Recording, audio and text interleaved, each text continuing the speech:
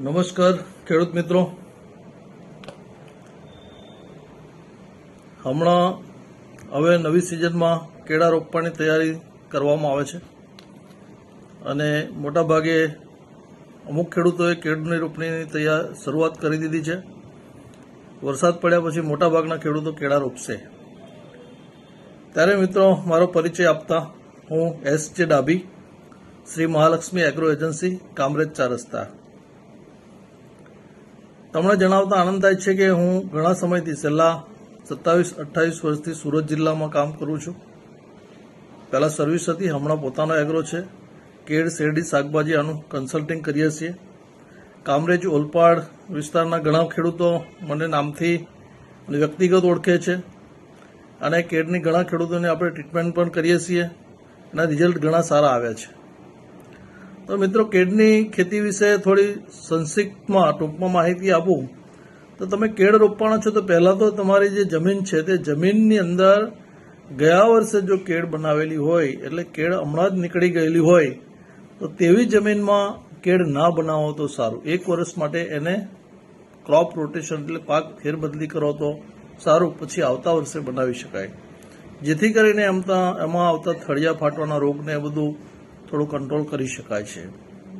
બીજી વાત કે આ વર્ષે જે ખેડૂતો કેળ બનાવવાના છે તેને જમીન ખાલી રવા દીધેલી છે, હશે જ. એને આ ગરમીમાં થોડું પ્લાવ કરી અને તપવા દો. તપ્યા પછી એને નિક્યા કરી દો.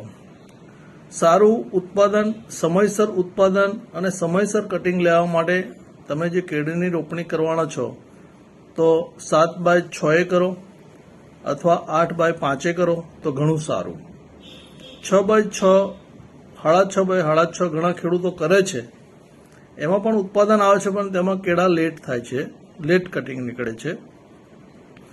આ જમીન તૈયારી કરતી વખતે તમે પહેલાં એને પ્લાવિંગ કરી દો. પ્લાવિંગથી એને ઊંડી ખેડ કરો, છાણિયું ખાતર, કમ્પોસ્ટ મિક્સ કરો, એની અંદર એડ કરો અને વરસાદ પડ્યા પછી કેળ રોપો તો જમીન તમારી ઠંડી પડી ગઈ હોય અને પછી કેળ રોપો તો ઘણું સારું. ત્યાર પછીની વાત આવે છે કે શરૂઆતની અંદર જે ટિશ્યુ હોય છે એના રૂટ ડેવલપમેન્ટ માટે અમુક ડ્રિન્ચિંગ આવે છે. ડ્રિન્ચિંગ તમે 1 વખત 2 વખત કરી દો મહિનાના અંતરે તો રોપ સારો સેટ થઈ જાય છે અને એનો ગ્રોથ બી સારો થાય છે, મરવાનો પ્રોબ્લેમ ઓછા આવે છે. ત્યાર પછી ફર્ટિગેશનની વાત આવે તો ખાતર એટલે જનરલી આપણે જૂની પદ્ધતિ પ્રમાણે ખાતર નાખી દેતા હોય, રાસાયણિક ખાતરો જે કંઈ મંડળીમાં લઈને, પણ તેવું ન કરતા એને NPK ratio, nitrogen, phosphorus, potash સમયાંતરે સમય પ્રમાણે કેટલું જોઈએ છે તે મેનેજ કરીને આપવામાં આવે તો સારું. તેની અંદર નાઇટ્રોજન, ફોસ્ફરસ, પોટાશ, ત્યાર પછીના કેલ્શિયમ, મેગ્નેશિયમ, સલ્ફર, માઇક્રોન્યુટ્રિયન્ટ્સ, આ બધી વસ્તુ આપવાની જરૂર પડતી હોય છે. અને જમીનની વાત કરીએ તો જમીનની અંદર ઓર્ગેનિક મેટર જેટલું વધારે હશે, સારું હશે ઓર્ગેનિકનું પ્રમાણ, તેટલો કેળનો વિકાસ, મૂળનો વિકાસ સારો થશે. એટલે ઓર્ગેનિક મેટર એટલે કે 50% ઓર્ગેનિક અને 50% રાસાયણિક ખાતર બેલેન્સ કરવું જરૂરી હોય છે.